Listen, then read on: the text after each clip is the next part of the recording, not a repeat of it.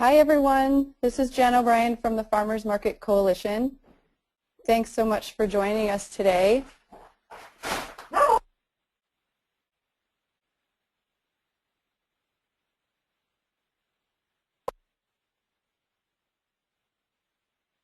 Oh, hello? Sorry, I think I lost everyone for a moment there. This is Jen O'Brien from the Farmers Market Coalition. Thanks for joining us for the webinar today, New Food Safety Rules, What Do They Mean for You? We're very excited to have Sarah Hackney with us from the National Sustainable Agriculture Coalition. She's going to explain some of the details of the rules.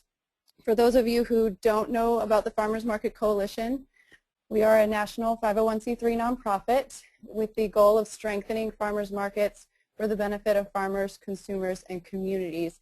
And we do that by providing educational materials, a network for market managers and vendors to communicate, and also by providing a voice in public policy issues that affect local food systems.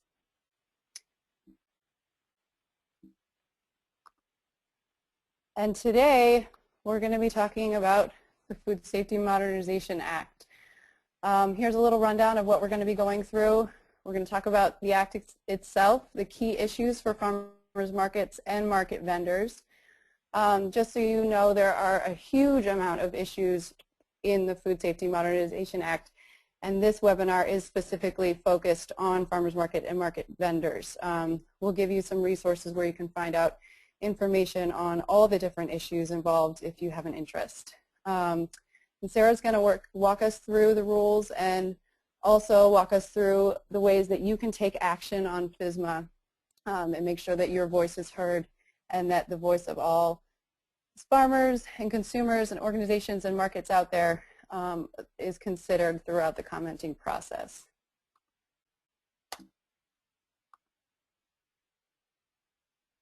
So the Food Safety Modernization Act was signed into law on January 4th of 2011.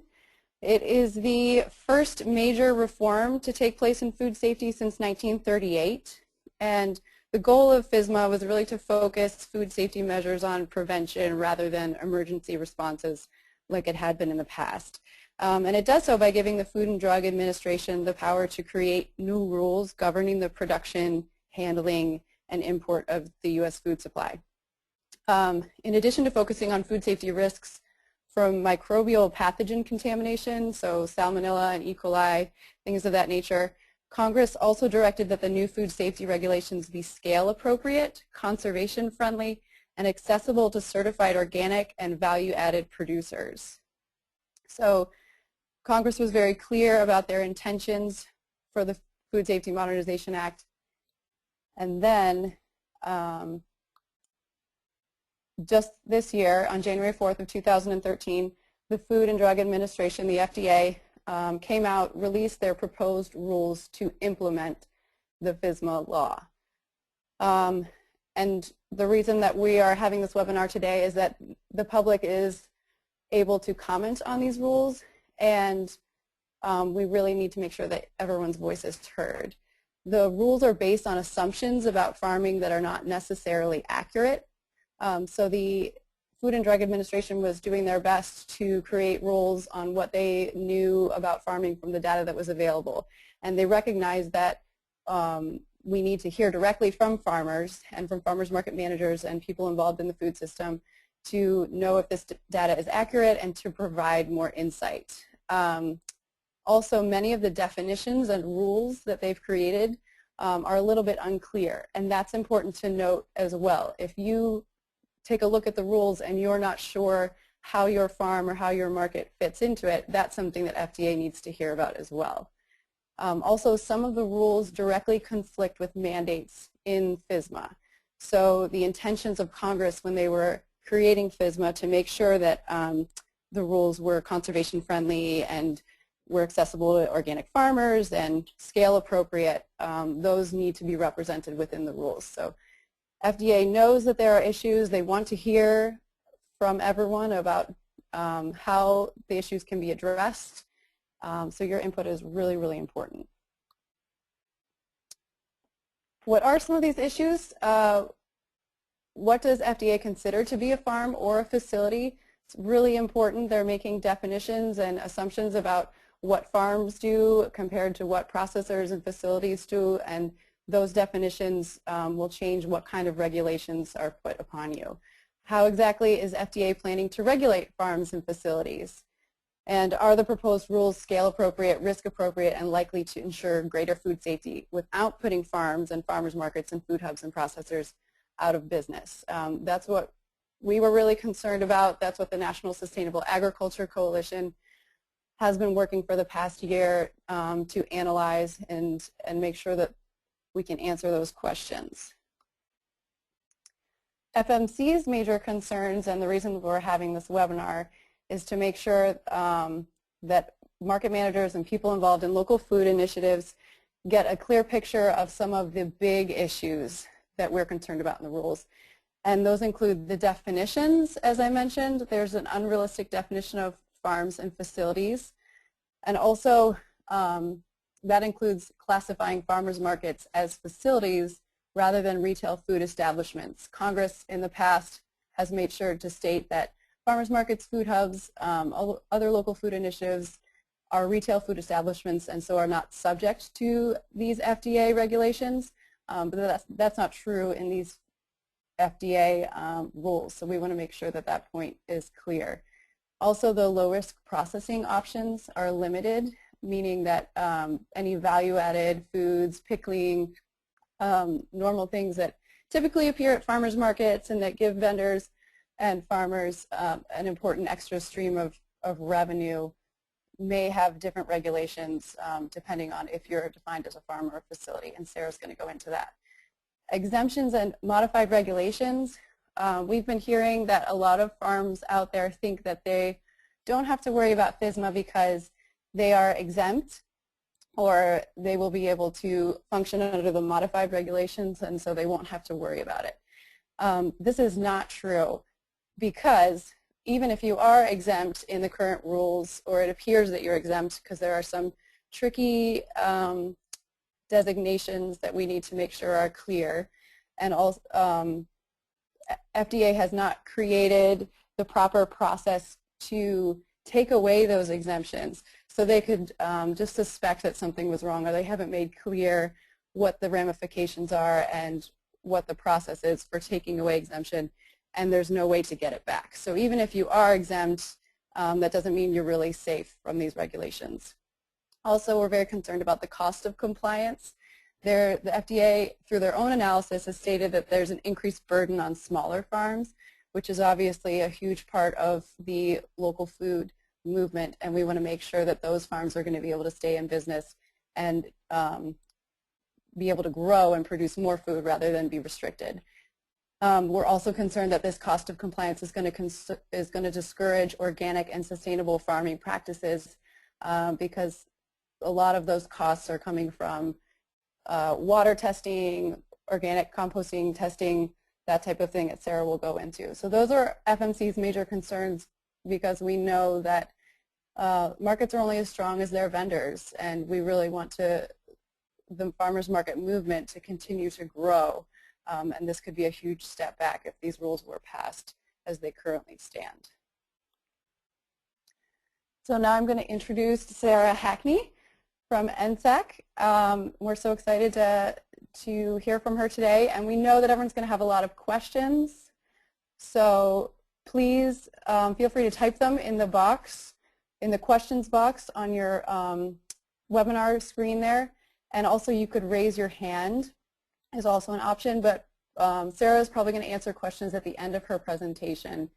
And also, if we don't get to all the questions, we can follow up with you through email. So please, please, please put any questions you have in that questions box, and we'll definitely get an answer to you. So Sarah? All right.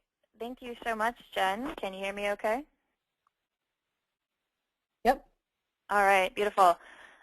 Well, thank you so much to the Farmers Market Coalition for putting this webinar together today, and for having me on to speak to you this afternoon for a little bit about the Food Safety Modernization Act. So just a quick nutshell about me. My name is Sarah Hackney. I'm the Grassroots Director at the National Sustainable Agriculture Coalition in Washington, D.C. I work on, INSAC is a member-based grassroots coalition of 100 nonprofits from around the country, including the Farmers Market Coalition. And we work together to represent sort of sustainable and organic, the good food movement here in Washington, D.C. And it's really our job and our work to make sure that federal policy works for the best, works for a better food future, works for the future of sustainable and organic ag, of local food, for beginning farmers, and for conservation work. So that means we do a lot of work on things like the Farm Bill and also here with food safety. And I'll go ahead and say up front, again, like Jen said, please feel free to put questions into the question box. We'll take them at the end, but if you think of something, it's a good idea to go ahead and put it in that box so we can see it as we go along. I'll note, I'll answer every question that I can and that I have time for. If your question is particularly detailed or I need to go back and we need to do a little bit of careful reading of the rules to better answer you, we may say so and follow up over email. The rules are pretty long and complicated, and in our food safety work, one of our staffers, who's not on the phone today, Ariane Lati, our Assistant Policy Director, she's the one with the heavy-duty policy expertise on this issue, and if I can't answer it, I may say, I'm going to have to check in with Ariane to get you the answer that you need. So just a heads up, please ask those questions. If we cannot answer them on the phone, we will gladly follow up with you over email. And with that, next slide, please.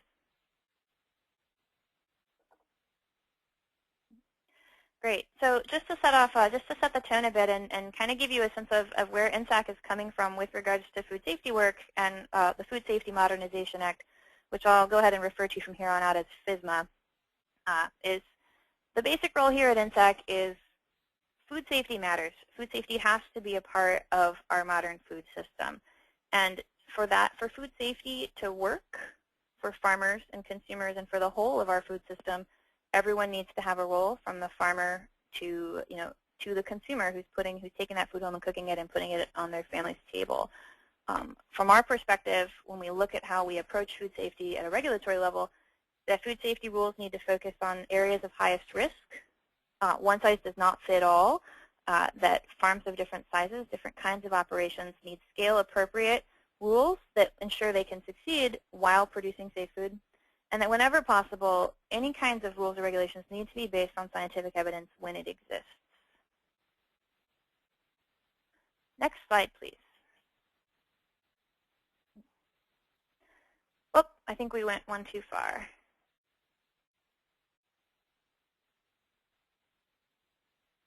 Oh, other way. Next one back. Okay, I guess that, never mind. There we go. We are where we are. Sorry about that, Jen. Thank you so much, Jen, by the way, for moving these slides for me. My apologies. So what I'm going to get into for the next about, I'm going to try to do it in about 25 minutes, so we have plenty of time for questions. So I'll move quickly and be relatively brisk and brief. And again, ask questions, please follow up. The two things I want to get into today are who may be affected by FSMA, how do these two proposed rules work, will I be affected, and then some of the key issues with these two rules that may impact farmers market managers, farmers markets, and farmers who sell at markets. So first up, FSMA, am I affected? Here's kind of our basic rubric for how that may work. If you grow, harvest, pack, or hold fresh fruits or vegetables, you may be affected by the produce rule of FSMA. Do you process, manufacture, pack, or hold food for humans as opposed to, say, food for animals? If so, you may be affected by the preventive controls rule. If you happen to do both, if you happen to both farm and do any sort of processing to fresh fruits or vegetables, you may be affected by both the produce rule and the preventive controls rule of FSMA. And I'll just say, I think Jen may have mentioned this earlier, but just to make sure we're clear, FSMA itself is composed of several pieces. The two largest parts, the most important operative pieces of these proposed rules are the produce rule and the preventive controls rule, which I will get into now. Next slide, please.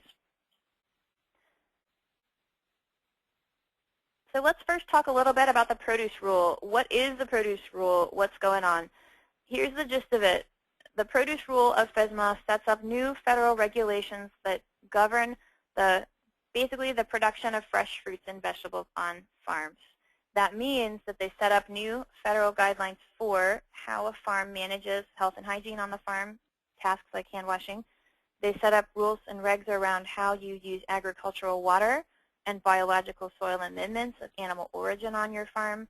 They have some guidance around how animals can or cannot be on the farm, and they also address how you grow, how you harvest, how you pack, the kinds of equipment that you're going to use on your farm in the production of fresh fruits and vegetables.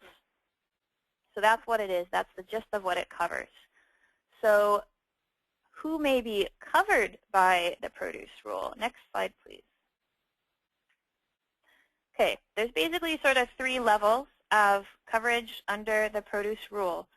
There's fully exempt, there is subject to modified requirements, and there is fully subject to the rule. If you are fully exempt, you are fully exempt only in a few very limited circumstances. If you only produce fresh produce that is rarely consumed raw, and that an example would be, say, baking potatoes, then that product is not covered by the rule. Another example would be soybeans for animal feed. So you are not covered by the rule. If you're not doing fruits or vegetables, if you're doing dairy, that's not covered by this rule. If you are only producing produce for personal or on-farm consumption, it is not covered by this rule. So home gardeners, rest assured you are fine. Those emails you got 2 years ago about homegrown tomatoes being illegal, not true. And the third piece, if you're a farm and the average annual value of the food that you grow and sell during a 3-year period is less than $25,000, you are fully exempt from the produce rule. So that's the first category. Here's where we start to get into some gray areas. There's also a set of modified requirements for the rule. One of those is if you are growing produce that is going straight on to further processing before it will be eaten. Let's say you're growing, an example would be if you're growing like Roma tomatoes that are destined and contracted immediately to go into canned tomatoes. That's not produce that's going to be subject to the rule, or it's going to be under these modified requirements. And secondly, here's the really important one. So when FSMA was still in Congress, was still a law being debated in Congress before it went on to FDA for rulemaking, one of the most important things that happened is organizations like INTEC and FMC worked for and won the Tester-Hagen Amendment, which is a key piece, which basically helps to set up what we talked about earlier, some of that scale-appropriate level of regulation with the explicit intent such that smaller growers, that folks who are predominantly selling into local and regional markets, should not be subject to the full weight of these rules. So let's talk for a minute about what Tester-Hagen means. Next slide, please. So what does it mean? How do I know if I'm going to fall under these modified requirements instead of the full rules? If the average annual monetary value in the previous 3 years of sales is less than $500,000 and you sell over half of what you grow directly to a consumer or to a retail food establishment then in the same state or within a 275-mile radius, then you are subject to the modified requirements. And as part of those modified requirements, you're required to basically to put in place some basic sort of origin tracing. So that means you have to make sure that your full business address is placed on either a label on your product or on a sign at the point of sale. If you do not think that you fall into either of those 2 categories, then you would be subject to the full produce rule, which would mean you are responsible for ensuring compliance with all of the regulations under the produce rule for how you grow fresh fruits and vegetables. So let's shift gears and talk for a minute about the preventive controls rule. Next slide, please. So this is the other piece I talked a minute ago. There's kind of 2 main sort of planks of FSMA that are of most interest and concern for growers. Here's the other one. Preventive controls rule focuses on sort of standards and requirements for facilities that manufacture and process food for people. There are two sort of major requirements within the preventive controls rule for facilities who may fall under it. And the first is a hazard analysis and risk-based preventive controls. If anyone on the call is at all familiar with how meat is sort of regulated and processed in the United States, you can think of what we call the HARP-C requirements as a little bit similar to the HACCP food safety requirements with regards to how meat is processed. It's basically a pretty substantive food safety plan that that shows that you've done the risk assessment and that you are taking every step at in every piece of your facility to reduce the risk of contamination. It also, another really important thing to know about the preventive controls rule is, in addition to the sort of straightforward, you are a farm, you grow food, or you are a facility, you process food, it also sort of sets up a new kind of operation within the regulatory framework, which is called a farm mixed type facility. This is where I spoke a little earlier about an operation that, let's say you both grow food and process food. You become a farm mixed type facility, and you may be subject to both rules. So the real kicker about whether or not one is subject to the preventive controls rule and its substantial regulations around how a facility subject to this rule needs to operate in the interest of food safety really comes down to whether or not FDA thinks that you are a facility. So next slide, please. What is a facility? We won't get into the deeper philosophical underpinnings for the moment. We'll kind of hold it, at least for now, to what FDA thinks. And again, let me just emphasize again, these are proposed rules, so we'll talk a little bit more about commenting to FDA on them. So what does FDA consider a facility? You operate a facility if you manufacture, process, pack, or hold food for consumption in the U.S. FDA gets into some detail about what they mean about all of those things, and I'll talk a little bit more about resources to help you understand them shortly. But the general gist of it is, if you're taking a raw agricultural product, say carrots, and you're doing anything to those carrots other than the basics of harvesting, you are probably processing them.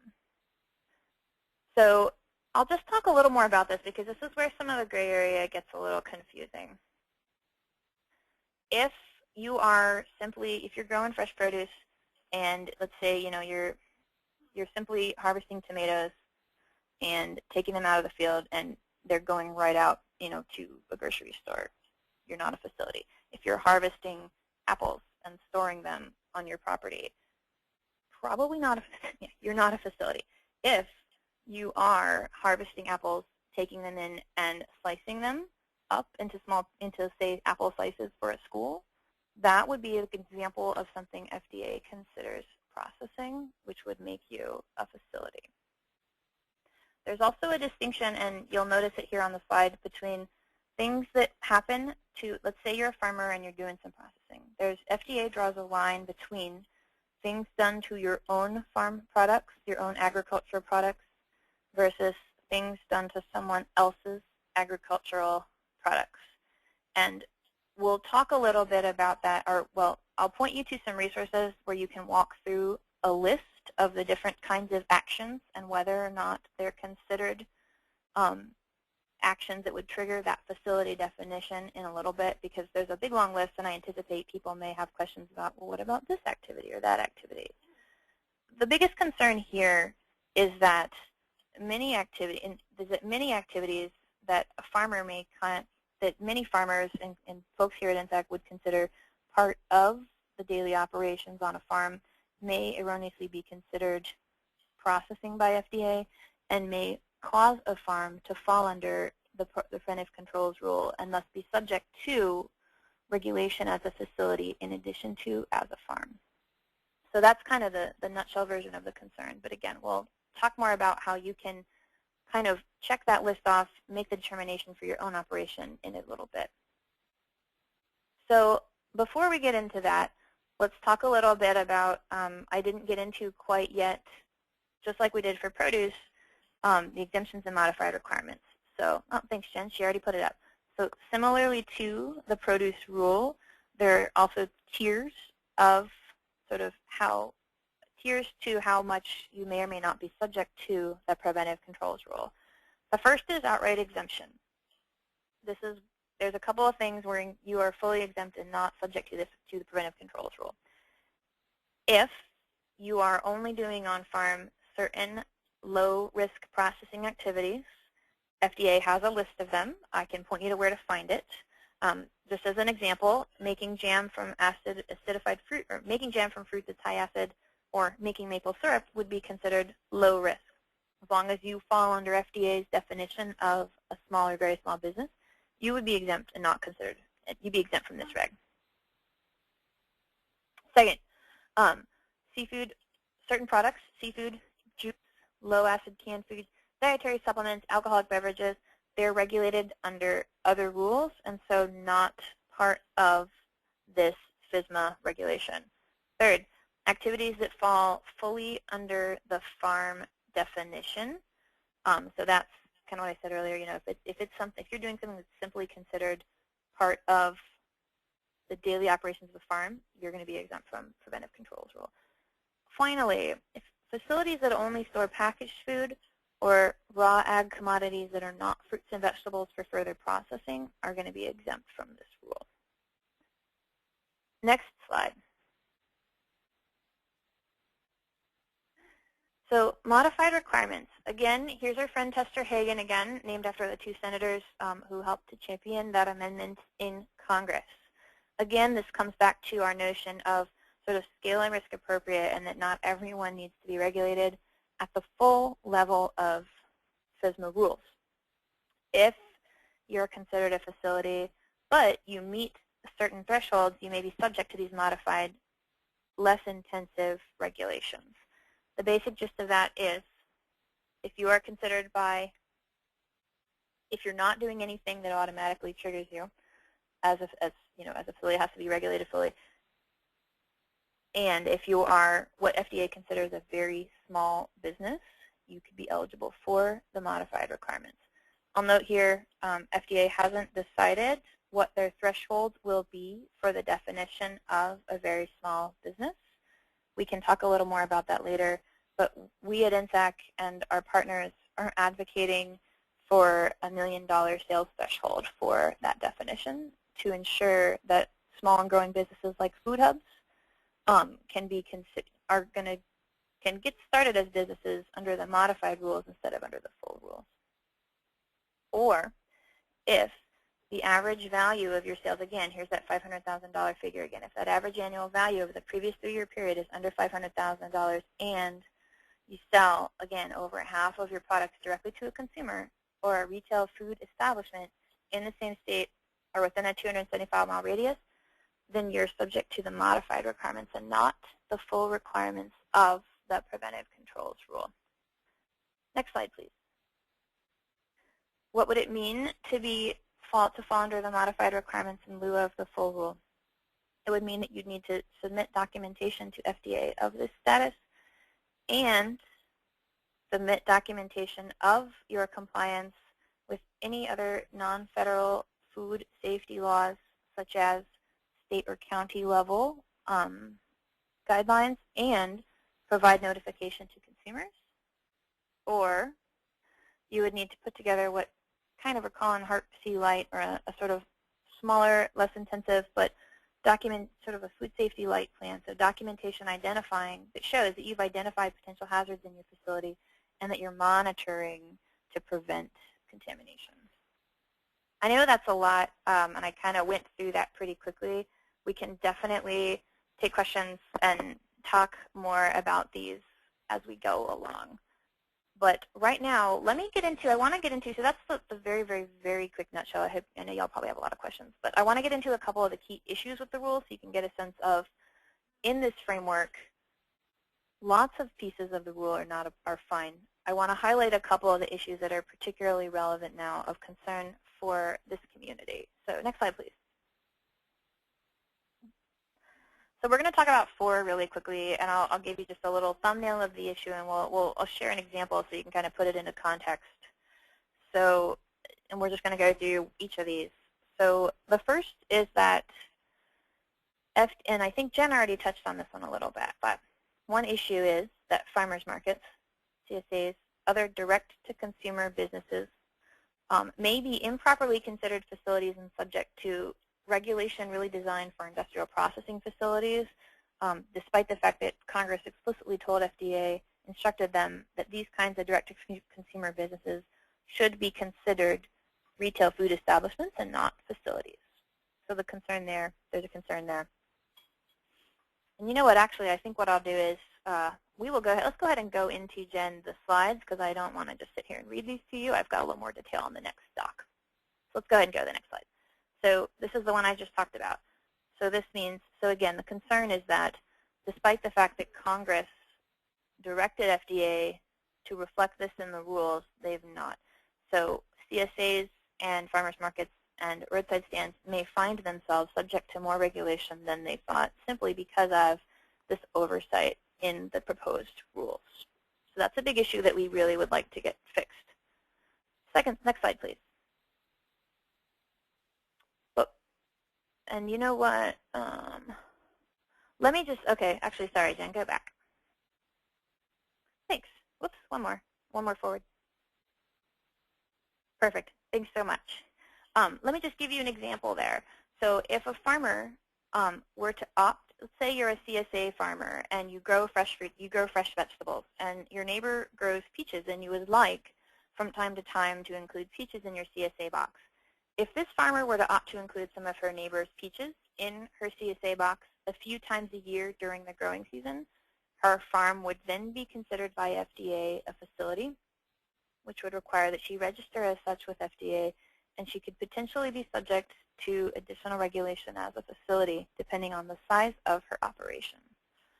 Likewise, under this oversight, farmers markets could be considered facilities and potentially also subject to the preventive controls rule, which would mean registering as a facility and potentially being subject to other requirements of the rule.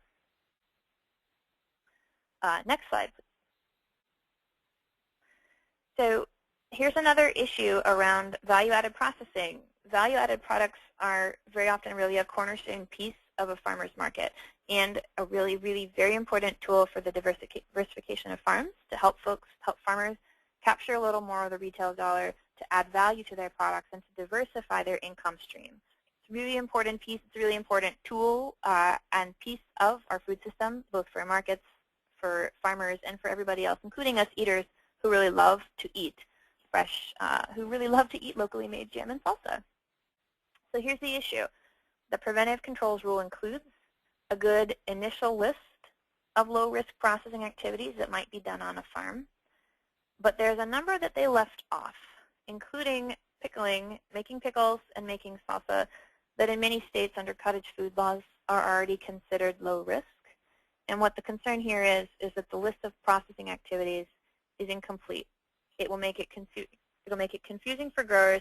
It'll make it hard for them to know what can I do and what can't I do under these rules. And let's say, you know, someone was growing, if you're just growing veggies and you want to experiment with a little bit of value-added production, it'd be very difficult for you to experiment in diversification through value-added processing, because you may get bumped immediately into a relatively high-risk category and subject to pretty substantial requirements under these rules. So the concern here is really that it makes it a lot harder for farmers to add value to their crops through low-risk processing.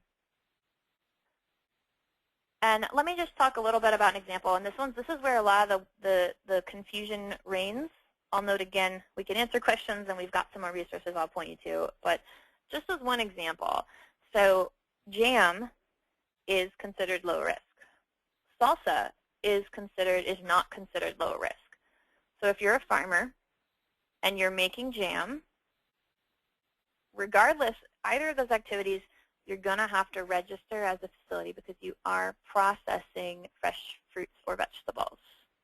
However, because jam is considered low risk, you would, as long as your sales figures were to fall under those thresholds we just talked about, you'd be exempt from the full-on Harp C heavy-duty food safety requirements under the preventive controls rule. In contrast, that same farm meeting the same sales thresholds making salsa would not be eligible for those exemptions or modified requirements, which could mean if you're a farmer doing both, you would be you could have a pretty complicated regulatory scheme under which to find a way to fit your work. And again, from our perspective, both salsa and jam should be considered low risk. Let's talk about the next issue. Next slide, please. So next issue, all food versus regulated food. This is another one that kind of gets at diversification on farms, helping farms add value, add new crops, sort of find new ways to be sustainable and successful and bring new crops to market. So even though not all the food that a farm may produce is going to be governed by these new food safety rules, the full value of everything produced on a farm does count toward the figures that we talked about for exemptions and modified rules. The concern here is this makes it very hard for mid-sized farms to diversify their operations. If, let's say, you're a small dairy in New England and you have gross dairy sales of over $500,000, I'll note here, dairy is not subject to food safety regulation. If you wanted to add a small you-picked berry patch to your farm, or maybe you wanted to put in some berries to take to the local farmer's market, you'd find the strawberries on your farm subject to, even if you were only selling, let's say, $15,000 worth of strawberries, well under the exemption threshold for fresh fruit, you would find those strawberries regulated fully under the produce rule like a large strawberry operation in California. So that's sort of the issue in a nutshell, is that even if only a tiny piece of what you do may be covered by the rules, FDA looks at that full dollar figure to make the estimation. So we're working to try to fix that so that those thresholds only apply to the food that's actually covered, because it doesn't make sense for $15,000 of strawberries to be regulated the same as $500,000 worth of strawberries. So let's go on to next slide, please. Oh, one more. Oh, you know what? I think, Jen, that we're operating from an older slide deck. So there's a new slide that I dropped in. So I'll just talk it through, because this is an important one. So we can just leave it right here. So the last issue that I want to talk about Liz has it up. That's okay. I'll just talk it through. You want no to worries. switch to Liz's computer? Okay. No worries. I just realized I probably didn't send you this new slide. Not a problem at all. So the last issue to talk through, and I think, again, Jen highlighted this in her introduction.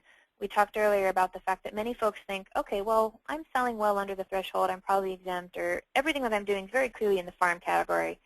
I don't think I'm going to be subject to a lot of complicated rules. Here's an issue. So under FSMA, FDA has been granted really broad new authority to take away exemptions and modified requirements that certain farmers and facilities are eligible for if they have any reason to suspect there's any kind of food safety on that operation. The trick is there that the rules don't require FDA to have proof of a problem, and there's no defined way to get your status back once FDA revokes it, even if you are in fact absolved of any wrongdoing or any contamination issue. So that means if you're a small grower and you're operating under, let's say you're just even a small part-timer operating under the full produce rule exemption. And Jen, the slides just disappeared. Or Liz. Oh, there we go. So that's just, oh, here we go. Yeah, that's my new deck. Awesome. So I'll just keep talking. So what that means, the concern here is this does not give farmers and businesses fair due process. And in the event of, let's say there was a suspected outbreak, if FDA revokes one's exemption status, that immediately subjects farmers to thousands of dollars in compliance costs. And if, again, that farmer is absolved of any problems whatsoever, there's no articulated way in the rules for the farmer to get that status back, even if they meet the thresholds for it.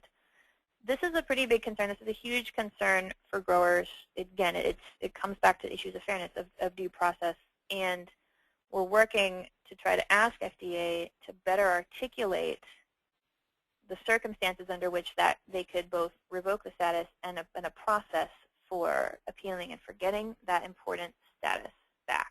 Otherwise, you could see a lot of, well, there's a suspected problem. We could see a lot of farmers put out of business who have done nothing wrong, who have not been responsible for problems, just due, again, to this lack of process. So that's a big issue, and we're going to need some help working that one out. Next slide, please.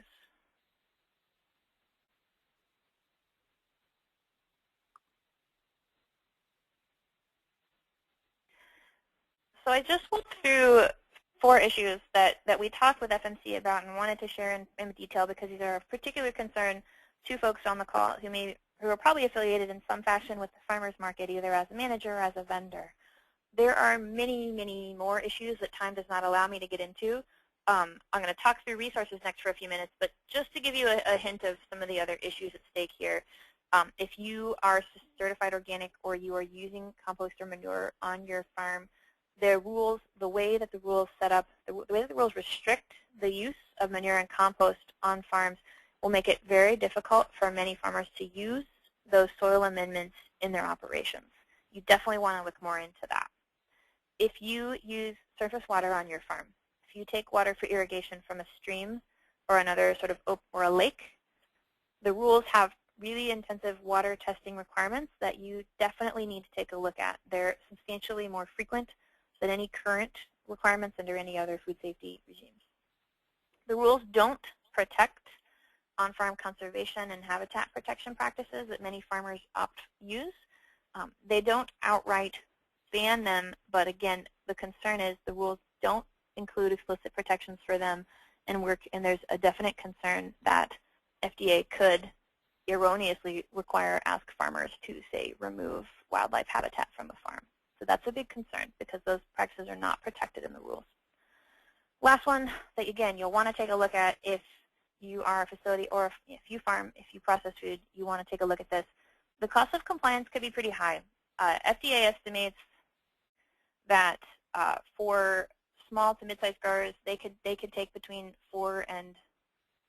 they could take up to half of a grower's sort of profits in a given year if someone is actually subject to these rules. They're pretty high.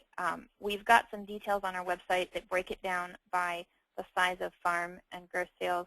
What FDA estimates your costs might be, they're pretty high, and we're concerned again that the cost of compliance is too high, and that it's a huge barrier for beginners, for startups, for anybody who's trying to get involved in growing, that these costs of compliance could be so high they could just say, you know what, I'm not going to do that. So next slide, please. I'm going to whip through a little bit of, okay. So you just heard me work through some issues and some sort of what these rules are all about, where there are some really key challenges with the rules. Here's the good news. The rules are not final law yet. We still have a chance to weigh in with FDA, as Jen said. They want to hear from you. They know they need to. They really are looking for and hoping for farmers, for stakeholders, for farmers market managers, for consumers, for everyone to weigh in and help them to improve the rules before they become final law.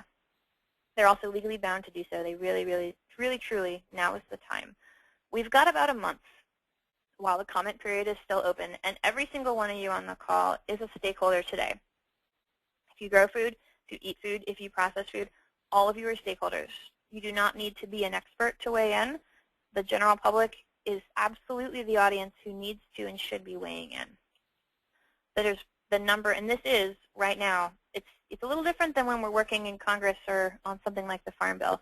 There's really one major, most important way for us to weigh in with FDA to improve the rules, and that is the open comment period right now. FDA will read every comment. Individual comments written by folks like you are by far the most impactful way you can speak out. You've probably started to see already maybe petitions or form letters or other things.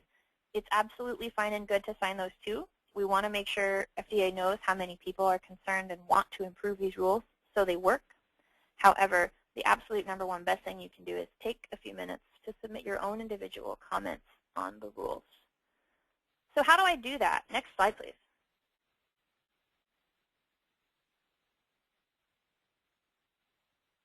Oh, next slide, please. There we go. How do I comment? Like I said earlier, the comment period is open. Now is the time. You can comment one of two ways.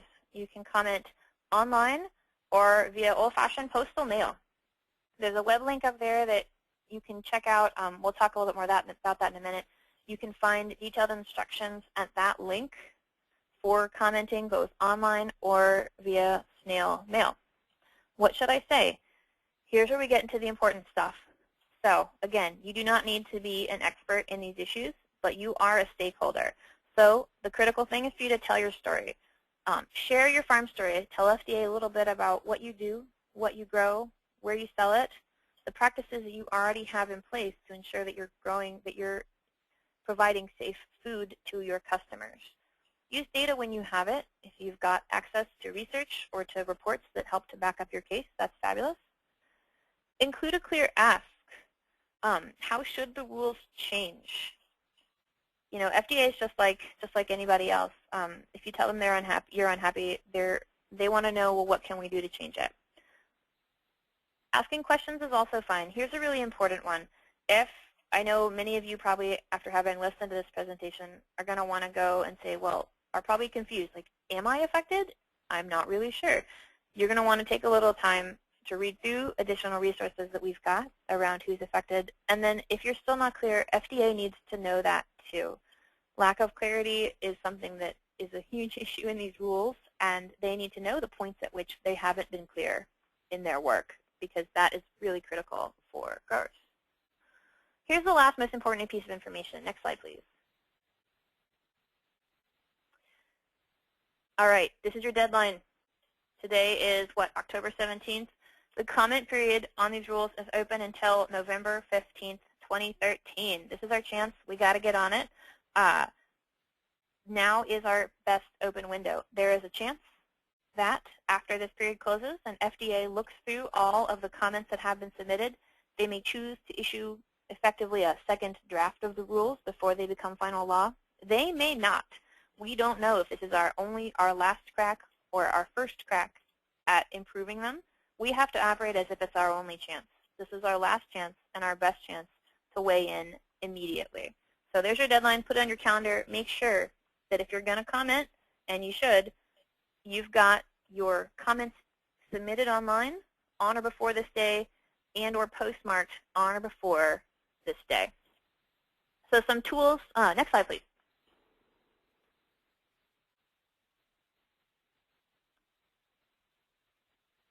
Perfect. So just going to talk you through a couple of tools that we've got on hand to help you get informed, help you take action, and to help you spread the word. Those are kind of, if you're going to do three things, this is the three things to do. All right, next slide, please.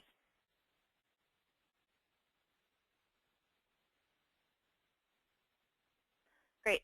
So here's your cheat sheet. Here's a cheat sheet of what's on hand. And again, we can answer questions or talk you through it in more detail.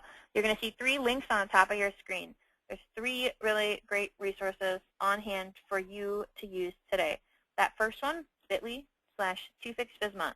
That's a comment action page. On that page, you're going to find a sample comment to FDA, information and guidance, including step-by-step instructions for how to submit your own comment to FDA, whether you're a consumer or a farmer. The next one, sustainableagriculture.net/FSMA. That's where you're going to find, that's our detailed action center. If you're a farmer, that's where you can find guidance on each of the issues I talked about today in greater detail, direct links to the actual rules themselves so you can go and decide for yourself and read the rules yourself, and guidance as well on who's affected. I breezed through some of that today. I know it's quite tricky. We've got a lot more information online, including those lists of the different kinds of activities and whether or not, how FDA considers them with regards to a facility. Third one is farmersmarketcoalition.org. I know the folks at FMC are at work right now preparing some additional guidance for any market managers who may be on the line to help you customize and develop a comment to FDA that reflects your needs as the farmers market community. A couple other things you can do on those websites. Again, the commenting templates are there. There are step-by-step instructions for using regulations.gov online or to mail in a comment. One thing I'll note here, I will be candid with you, this is not as simple as a one-click petition. It takes a little time. If you're going to submit online or on regulations.gov, it's a great idea to spend a little time with the resources and then open yourself up a fresh pad of paper or a new file in Microsoft Word or whatever software you use. Spend some time thinking about and putting your comment together. The little box, a little online box, has a small word limit, but you can attach that file. You could write for as long as much as you want. We're encouraging folks to write it separately, to think it through, to save it, and then to attach it or mail it.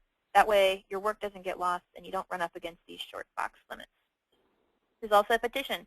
If you only have 5 minutes and you want to speak out, you can do that. Also, if you have CSA members or other folks you'd like to better engage around these issues, by all means you can send them to that petition to get started. Finally, there's some tools for spreading the word. We have social media sharing buttons. We have sample handouts.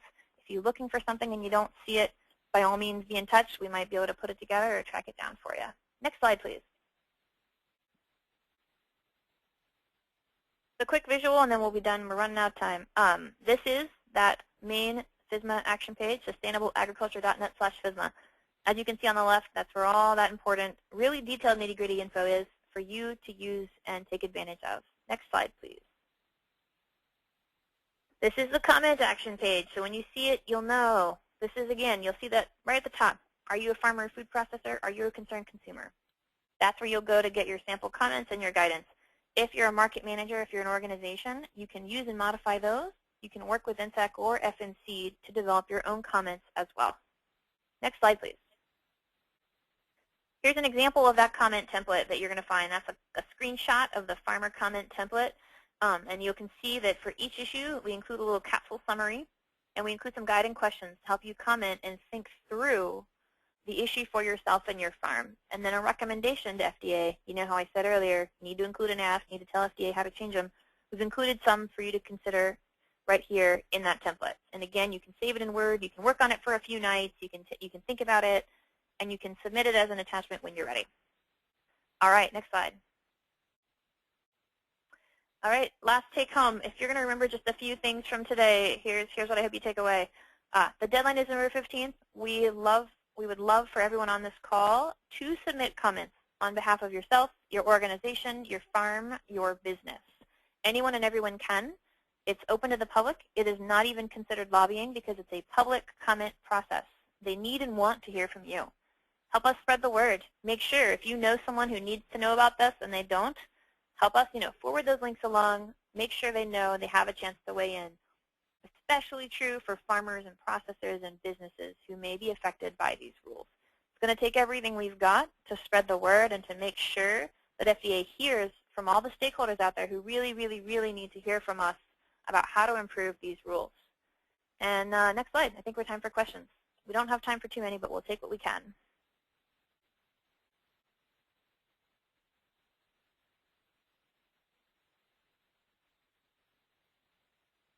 Thanks so much, Sarah. This is Jen. We have a ton of good questions here. So like we mentioned, we'll have to cover a lot of these on email. Just so everyone knows, the PowerPoint slides and the webinar will be recorded and available on Farmers Market Coalition website. One quick question we have here, Sarah. Will these rules just affect produce, or do they apply to meat and livestock as well? They do not. This is just fresh fruits and vegetables intended for human consumption. Okay, so eggs aren't part Nope. of them either. Okay. Nope. Wonderful. And what about grains? Grain, it depends. Did someone give a specific example? Nope, just wondering if grains are included in the rules. I don't think I think in that context it's all going to be going on to further commercial processing. So let's say you're growing if you're growing wheat that's going to be processed and milled into flour, then no. Okay. And here's another quick one. Does washing qualify as processing? That's a great question. It depends. If you are just bringing in your products from the field and doing washing of your own, no. Okay, great. And we have a question here about the proposed preventative controls rule uses the word hold. Does this mean store? It does, but it's a little bit, there's some distinctions with regards to how FDA defines hold that vary based on whether you're doing something to your own products or to someone else's. So if you are storing your own ag products on your own farm, you're not going to trigger that facility definition under preventive controls. If you are holding someone else's products, or if you're holding your own products off of your farm, then you may be operating a facility according to FDA's definition. Okay, thank you. And we'll just do one or two more. This question says, we have a bakery that sells at our farmers market. They don't grow anything themselves. Would bakeries be covered under the rules or somewhere else? Don't think so. I think those folks are going to be, they're going to fall under, I don't think so. We can double check that, but I don't think so. And we have a couple of questions on how are these rules going to be enforced? That's a great question. So just a little context here. So again, the rules are in solely proposed form right now. They're not yet law, and we don't know where it could be. It could be a year or more, if not longer, before they actually become fully the law of the land, and they will be enforced by FDA through inspection. So FDA has inspectors who would be responsible for the enforcement of these rules. Okay. And so, yeah, go ahead. Nope, that's fine. I was just going to say we're coming up on the hour. Do you have time for a couple more, yeah, Sarah? Yeah, I'm happy to answer a few more. Okay, great.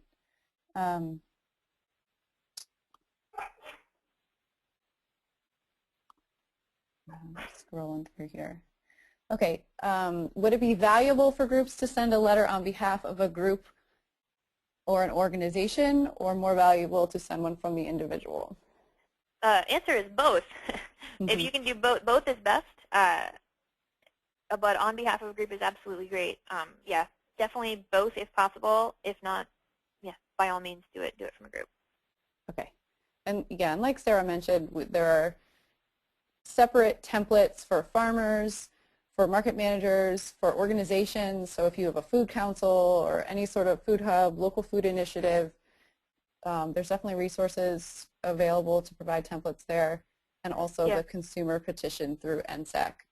Yep, and I'll note, so yeah, thank you. That's great, Jen. And the other thing I do have, online you'll find templates for farmers and consumers. If there's any nonprofits, we also have an action toolkit for nonprofits that if anyone wants to email that FSMA address on your screen, we can also share that with you. That includes some sort of sample talking points and social media posts and things like that for nonprofits. Great.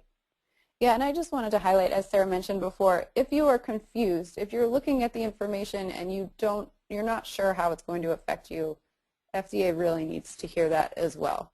So even if you're not sure, send your comment. They need to know what the community is thinking and what they're understanding. Sarah, we have a comment or a question about the breakdown of the estimated costs to comply with FSMA for small-scale farmers. Do you have that information in front of you?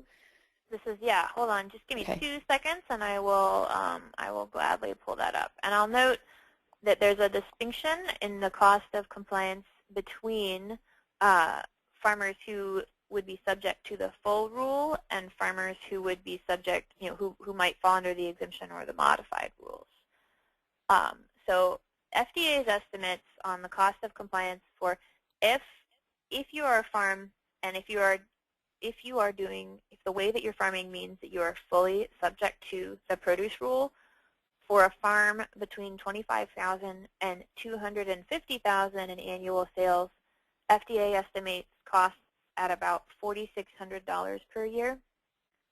If you're a small farm which FDA defines as between $250,000 and $500,000 in annual sales.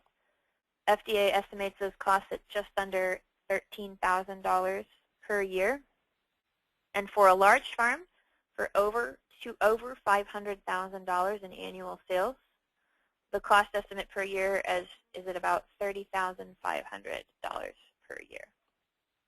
And those figures are also available on that INSAC website. The link that you see on the screen under Learn About the Issues, cost of compliance is part of those issues, and you can find the numbers and the citation for where they are in the rules on that page. Because FDA goes into some detail in the rules about how they calculated those figures. We're just reporting what FDA's estimates are. And that's where I talked about where these rules could cost farmers half their profits. That's where we get those numbers from. Great. Thanks, Sarah. One more question. Please explain why separate comments matter, because group comments count as one comment. Yep, that's a great point. Yeah, somebody knows their FDA commenting procedure. So here's a really important thing. When it comes to comments to FDA, and any federal agency, they are very explicit that a single comment, a single well-considered comment from a direct stakeholder who takes the time to articulate what the issue is, how it will impact them, and how it should be fixed is literally worth more than, you know, hundreds and hundreds of people signing form letters. FDA makes that guidance very clear. Regulations.gov makes that guidance very clear, and it basically shows a depth of commitment and interest. And it also, it's really critically here, FDA, you know, the folks at FDA are not farmers. What really matters is those individual stories, those individual articulations of, here's how I operate my farm business. Here's how these rules could cause an issue for me as a business.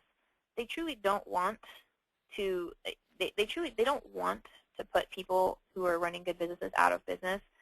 They simply, in many cases, didn't know the full depth and breadth of the kinds of ways that people operate farms. They left a lot of pieces out. They didn't really understand.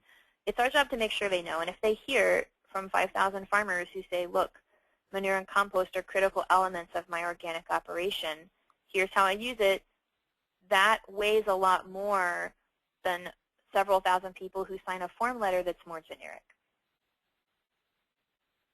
Great. Thank you so much, Sarah. It looks like we're out of time, but I appreciate everyone sticking around with us a little bit longer. Like I mentioned, we'll try to get these questions answered. We have a lot more that we didn't get to, and this is a really complicated issue, so we know there will be more questions after this webinar. Feel free to contact us. Please do go to sustainableagriculture.net/FSMA to learn more. There's just an amazing amount of information that NSAC has collected on there that should be able to answer some of your questions as well. So thank you so much, Sarah, and I look forward to seeing everyone's comments.